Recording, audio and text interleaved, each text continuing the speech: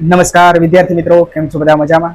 હું આપની સાથે ઝરમરિયા દર્શન, મારી યુટ્યુબ ચેનલ સાયકોલોજી એન્ડ એજ્યુકેશનમાં આપ સૌનું હાર્દિક સ્વાગત કરું છું.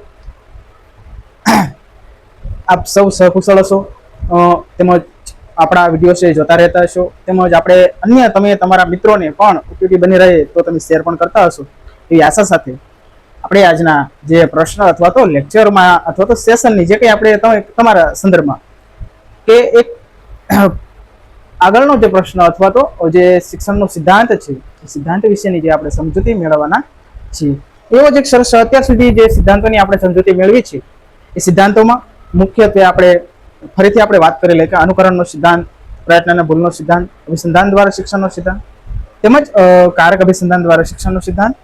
ત્યાર પછીનો જે શિક્ષણનો સિદ્ધાંત આપણને જે પાઠ્યપુસ્તકમાં આપવામાં આવેલ છે એ મુજબ વાત કરીએ તો 5 નંબર ઉપર આવે છે મિત્રો, આંતરસૂઝ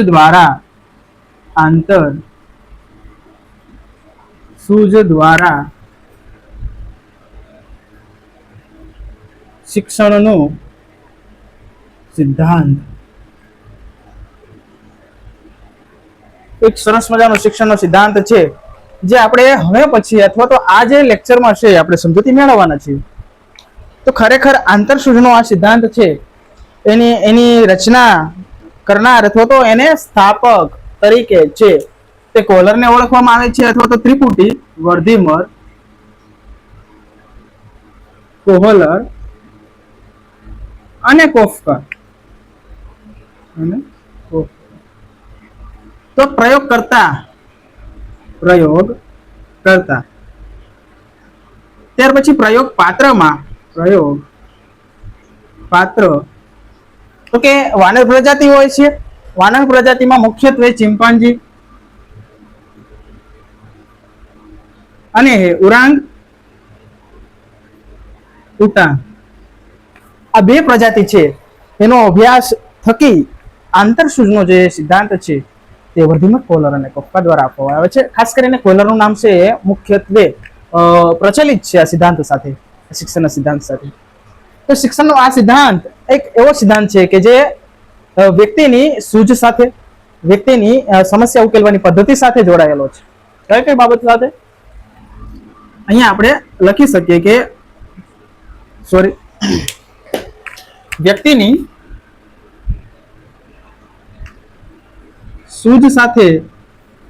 સૂઝ અને પ્લસ વ્યક્તિની સમસ્યા ઉકેલવાની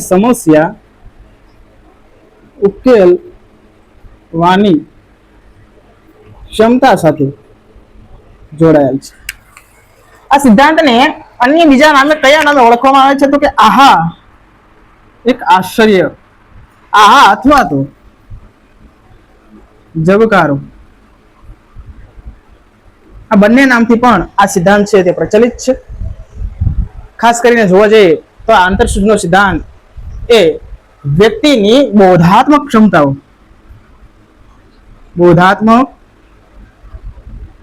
ક્ષમતાઓ કે કૌશલ્યો પર આધારિત છે. આ સાથે જ વ્યક્તિએ કરેલ પૂર્વ અનુભવ ના કાર્યો કે વર્તન સાથે પણ આ સિદ્ધાંત છે તે જોડાયેલો છે. તો દરેક જે મુદ્દાઓ છે આપણે જોઈએ કે બોધાત્મક ક્ષમતાઓ એટલે કે તર્ક કરવાની ક્ષમતા, નિર્ણય લેવાની ક્ષમતા, સર્જનાત્મકતાની ક્ષમતા, તેમજ કોઈ એવી બાબત કે સમસ્યા છે એવી ઉકેલવાની ક્ષમતા, એનો કોન્સેપ્ટ સમજવાની ક્ષમતા, એ તમામ બાબતો છે. તેમજ આસપાસનું રહેલું વાતાવરણને સમજવાની એટલે કે અહીંયા પ્રત્યક્ષીકરણની પણ વાત કરી શકાય. એ તમામ ક્ષમતાઓ કે કૌશલ્યો પર છે આ સિદ્ધાંત છે આધારિત છે.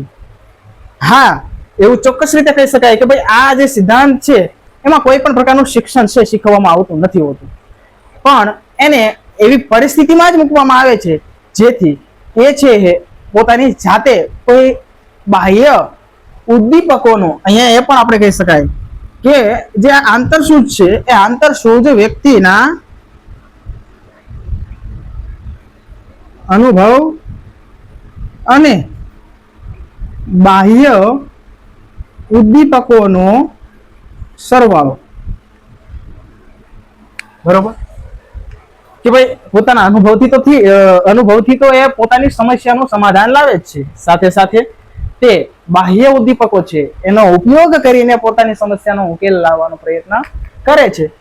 તો સંપૂર્ણ જે પ્રયોગ રચના છે એ પ્રયોગ રચનાની જ્યારે વાત કરીએ અથવા તો એની સમજૂતી જ્યારે મેળવવા જઈએ અને જે કોહલરે કરેલો છે ચિમ્પાન્જી નામની જે વાનર પ્રજાતિ ઉપર પ્રયોગ કર્યો છે, તો એ વાનર પ્રજાતિની આપણે સમજૂતી જ્યારે મેળવવા જઈએ ત્યારે એ આપણને ખાસ યાદ આવે કે ભાઈ આ જે બાબત છે અથવા તો જે કઈ ગયા હોય તો કહી શકાય કે એક ટાપુ ઉપર છે એ અભ્યાસ કરવામાં આવેલો હતો. કયા ટાપુ ઉપર?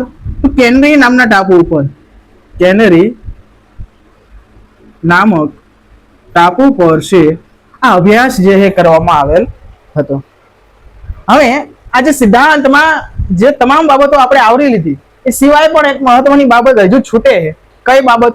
તો કે વર્ધીમર, કોહલર અને કોફકાની જે વિશેષ જે બાબત છે તે, તો કે એમાં આવે છે મુખ્યત્વે તે સમષ્ટિવાદના જનક છે. સમષ્ટિવાદ ના આપણે કહેવું હોય તો સ્થાપક છે. ત્યાર પછી આ સમષ્ટિવાદ છે શું છે? તો એ પ્રત્યક્ષીકૃત સંગઠન સાથે જોડાયેલ છે. આ જ સમષ્ટિવાદને ગેસ્ટાલ્ટ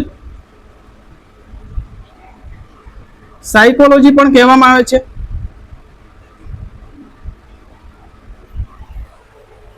તો આ થઈ એમની કહેવાય ને કે પ્રયોગકર્તાની વિશેષ ઓળખ અથવા તો સ્પષ્ટતા કે જે પ્રત્યક્ષીકૃતના સંગઠનના નિયમોની પણ એમને વાત કરેલી છે. આ સાથે જ જો વાત કરવા જઈએ તો કે દરેક જે એ આ સિદ્ધાંત અથવા તો જે પ્રયોગ જે છે એ પ્રયોગ કરવામાં આવ્યો ત્યાર પછી આ સિદ્ધાંત જે છે ઉપજ્યો હતો. તો અહીંયા એવું કહેવું હોય તો કહી શકાય કે ભાઈ આજે મનોવૈજ્ઞાનિક છે એમને મુખ્ય 3 પ્રકારના પ્રયોગો હાથ ધરેલ. હવે કયા 3? તો એની આપણે સ્ટેપ બાય સ્ટેપ વાત કરીએ. એ ત્રણેય જે છે પ્રયોગો અને પ્રયોગોમાં જે ચિમ્પાન્જી છે એ કઈ રીતે છે પોતે શિક્ષણ મેળવવાનો પ્રયત્ન અથવા તો પ્રયાસ કરતો હોય છે એના વિશેની વાત કરીએ. આ મિત્રો યાદ રાખજો, ભૂલાઈ ન જાય અને સમજવા માટે અને તમને પરીક્ષામાં પણ ઉપયોગી બની રહે તેમ છે. અહીંયા આપણે 3 પરિસ્થિતિઓ છે નિર્માણ કરવાની છે. એક તો પહેલી પરિસ્થિતિ અથવા તો પહેલો પ્રયોગ છે તે એક લાકડી વાળો પ્રયોગ. ત્યાર પછી છે 2 લાકડી વાળો પ્રયોગ. ત્રીજા નંબર ઉપર છે તે ખોખા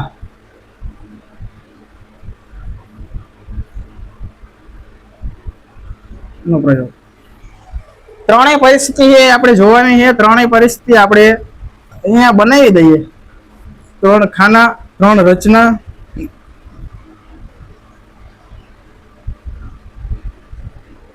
જેથી કરીને તમને સરળતાથી સમજી જાય. ખોખાવાળા પ્રયોગમાં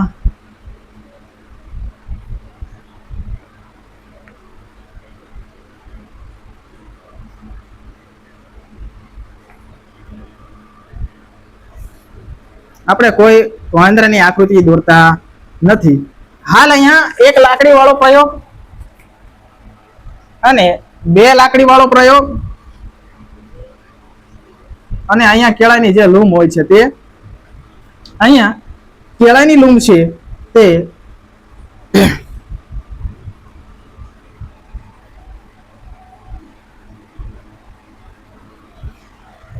અહીંયા આપણે આ જે ચિમ્પાન્જી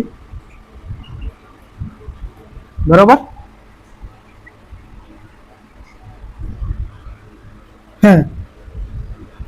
આપણે આ રીતે અને અત્યારે સમજીએ કે ભાઈ એ ચિમ્પાન્જી કેળાની લૂમ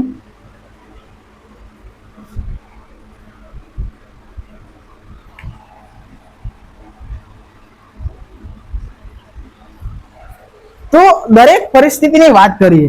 આ લાકડી બરોબર, આ 2 લાકડી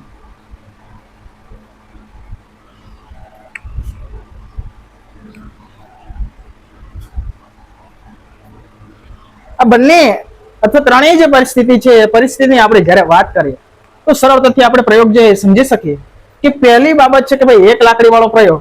તો પ્રયોગની જે વ્યવસ્થા શું અથવા તો પ્રયોગ કઈ રીતે થાય? તો સૌપ્રથમ જે ચિમ્પાન્જી હોય ભૂખ્યો હોય છે, જેના કારણે તે ભૂખ સંતોષવા માટે કોઈ એવી બાબત શોધતો હોય છે, પણ પ્રયોગકર્તા તરફથી એક સરસ મજાની કેળાની લૂમ છે બહાર રાખી દેવામાં આવે છે અને એ કેળાની લૂમ વાનર જોઈ શકે તેમ પણ બહાર નીકળી શકે તેમ અને બહારથી એ નીકળીને લઈ શકે તે રીતે ને એવી એક પરિસ્થિતિ નિર્માણ કરવામાં આવે છે. એ પરિસ્થિતિની વાત કરીએ તો એમાં એક લાકડી છે પણ એ મૂકવામાં આવે છે અંદરની સાઈડ. તો ચિમ્પાન્જી છે તે આમ તેમ પોતાના હાથ લંબાવવાનો પ્રયત્ન કરે છે, ઘણા બધા એવો પ્રયત્ન કરે પણ પહોંચી શકાતું નથી. પછી એને એક લાકડી હોય છે, લાકડી પડે છે, લાકડીના સહારે એ લૂમને લેવાનો પ્રયત્ન કરે છે. ધીરે ધીરે કરતા તે લાકડીની લૂમ સુધી પહોંચી જાય છે અને લૂમ છે લઈને કેળાની લૂમ લઈ અને કેળા ખાય અને પોતાની ભૂખ છે સંતોષે છે. તો આ લાકડીથી એ શીખો, પણ એને એક ખ્યાલ હતો નહીં કે ભાઈ આના થકી અથવા તો આવી રીતે અથવા તો એના મનમાં જે કઈ બાબત છે ઉદ્ભવી કે ભાઈ લાઈન આ વસ્તુનો ઉપયોગ કરીને પણ આપણે કેળાની લૂમ લઈ શકીએ છીએ. ત્યાર પછી આપણે વાત કરીએ તો કે જે બાબત છે કે ભાઈ પહેલા પ્રયોગની જેમ જ કે કેળાની લૂમ છે એ 2 લાકડી પહોંચી શકે એટલી દૂર રાખવામાં આવે છે અને કેળાની લૂમને લેવા માટે ઘણા બધા પહેલા પ્રયત્નો કરે છે, પણ પહેલાની પરિસ્થિતિ કરતા હવે ભિન્ન છે કે ભાઈ એને 1 લાકડી વાળી બાબત છે શીખી ગયેલો હોય, એટલે કે એને પૂર્વ અનુભવ થઈ ગયો હોય. બરોબર, એ ઉદ્દીપક એટલે બહાર રહેલું કોઈ વસ્તુ ઓબ્જેક્ટ છે એનો ઉપયોગ કરે. હાલો 1 લાકડી લઈને લેવાનો પ્રયત્ન કરે, કારણ કે પહેલા શીખો તો ભાઈ 1 લાકડીથી કોઈ બહાર વસ્તુ પડી હોય તો એને લઈ શકાય છે. તો એ વસ્તુ લેવાનો અથવા તો જે કેળા લેવાનો પ્રયત્ન કરે છે, ત્યાર પછી પહોંચી શકતો હતો નથી. પછી તે હતાશ થઈ જાય. હતાશ થયા પછી એનું વર્તન છે એ નિરુત્સાહી થઈ જાય, પરંતુ ધીમે ધીમે ભૂખ એટલી છે એ કહેવાય ને કે ભાઈ વધતી જાય અને ભૂખના કારણે લાકડી અને લાકડી સાથે રમતમાં લાકડી બીજી લાકડી પર લે છે અને બંને લાકડીઓ સાથે રમતે ચડે અને અચાનક છે બંને લાકડીઓ જોઈન્ટ થાય એવા પ્રકારની વ્યવસ્થા લાકડી સાથે કરવામાં આવેલી હોય છે. એટલે રમતમાં એ લાકડી જોઈન્ટ થઈ જાય અને લાકડી જોઈન્ટ થવાને સાથે એને એવો થાય, એનો મગજમાં એવો આઈડિયા આવતો નથી, પરંતુ પછી લાકડી જોઈન્ટ થઈ જાય એટલે એને એવો ખ્યાલ આવે કે લાકડી તો ખૂબ લાંબી થઈ ગઈ. પછી પાછો એ કેળો લે, કેળાની લૂમને લેવાનો પ્રયત્ન કરે. ધીમે ધીમે કરતા કેળાની લૂમ છે એ સુધી પહોંચી જાય અને કેળાની લૂમ લઈને પોતાની ભૂખ છે સંતોષવાનો પ્રયત્ન કરતો હોય છે. આ રીતે મળેલું શિક્ષણ એટલે કે લાકડી જોઈન્ટ કરવાનું શિક્ષણ, લાકડી લઈને કેળાની લૂમ લેવાનું શિક્ષણ. હવે ત્રીજી જે પરિસ્થિતિ 2 લાકડી વાળો પ્રયોગની વાત કરી, ખોખા વાળા પ્રયોગની વાત કરીએ ત્યારે આંતરિક પરિસ્થિતિ એવી છે, અંદર એવા ઓબ્જેક્ટ અથવા તો ટૂલ્સ અથવા તો જે ખોખાઓ એ મૂકવામાં આવે છે, કેળાની લૂમ ઉપર લટકાવવામાં આવે છે. પહેલા એ ચિમ્પાન્જી કરતા બીજી અન્ય પરિસ્થિતિઓ કરતા પહેલા એવું હતું બહાર છે એ કેળાની લૂમ હતી. હવે હાલ એવું છે કે કેળાની લૂમ જ છે અંદર છે. હવે એને કઈ રીતે લેવી? ઘણી બધી વાર એવા પ્રયાસો અથવા તો પ્રયત્નો કરવામાં આવે કે ભાઈ એ વાંદરો છે એવા પ્રયત્ન કરે, ઉંચકા મારે, પણ એ ત્યાં સુધી પહોંચી શકતો નથી. આપણે કેવું હોય કે ઠેકડા મારે, કૂદકા મારે. તો એ કેળાની લૂમ લેવા માટે એને પહેલા શું થાય કે ભાઈ ખોખાવાળા પ્રયોગમાં પણ અલગ અલગ જે બાબત છે જોવા મળતી હોય. પહેલા 1-2 ખોખા, પછી બીજા ખોખાઓ હોય, વધારે ખોખાનો ઉપયોગ કરવો, એ પણ છે એ કેળાની લૂમ સાથે સતત નિરંતર છે એ ક્રમિક રીતે એની ઊંચાઈ છે રાખવામાં આવતી હોય. પછી પહેલા એ શીખી ગયો હોય ભાઈ આ ખોખાનો ઉપયોગ કરવાથી પણ આપણે લૂમ સુધી પહોંચી શકીએ. 1-2 પહેલા 1 ખોખા ઉપર મૂકે, પછી લૂમ પાછો પ્રયત્ન કરે લેવાનો, નથી પહોંચી શકતો. બીજા ખોખાઓ મૂકે, પાછો તે પ્રયત્ન કરે, નથી પહોંચી શકતો. 3-4 ખોખા એમ બધા જ ખોખા મૂકી અને ગોઠવીને વ્યવસ્થિત રીતે કેળાની લૂમ સુધી પહોંચી જાય છે અને પોતાની ભૂખ છે સંતોષવાનો પ્રયત્ન કરે છે. આ સાથે જ આ ત્રણેય પ્રાયોગિક રચનામાં કોહલર એવું કહે છે કે ભાઈ કે આંતરશ કોઈ એવી બાબત છે કે એના મનમાં કોઈ ઝબકારો થયો કે ભાઈ હાલો આ વસ્તુનો ઉપયોગ કરીએ અને આપણને એ વસ્તુ પ્રાપ્ત થશે, અથવા આ એવી સમસ્યા છે કે ભાઈ હવે મારે કરવું શું, ભૂખ લાગી પણ કરવું શું, સમસ્યા એવી છે, તો એનું સમાધાન લાવવા માટે બાહ્ય ઉદ્દીપકો અને પોતાના પૂર્વ અનુભવને આધારે તે આંતરસૂઝ દ્વારા શિક્ષણ મેળવે છે એવું કોહલરનું કહેવું છે. ત્યાર પછી એ જ વસ્તુને સિદ્ધ કરવા માટે કે ભાઈ ખાલી આંતરસૂઝ જ નહીં, પણ વ્યક્તિના પૂર્વ અનુભવો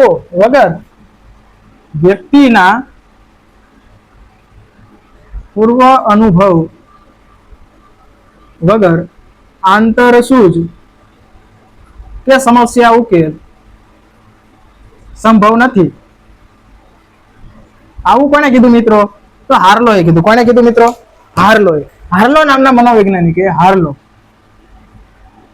મનોવૈજ્ઞાનિકે આ એક સરસ મજાનું બાબત કીધી કે ભાઈ આંતરસૂઝ માટે વ્યક્તિનો પૂર્વ અનુભવ ખૂબ જ આવશ્યક છે. આ સાથે જ આ એક સરસ મજાનો કહેવાય કે પ્રશ્ન અને લેક્ચરની આપણે વાત કરીએ અને સરસ મજાના પ્રશ્નને સમજવાનો પ્રયત્ન કરીએ. આ સાથે તમને એ પ્રશ્ન સમજ આવી ગયો હશે. ફરી મળીશું આપણે પાછા નવા સેશનમાં, નવા જ લેક્ચરમાં, નવા ઉત્સાહ, નવા જોશ સાથે. આપ સૌએ મને સાંભળ્યા બદલ ખૂબ ખૂબ આભાર. Thank you. જય હિન્દ, જય ભારત.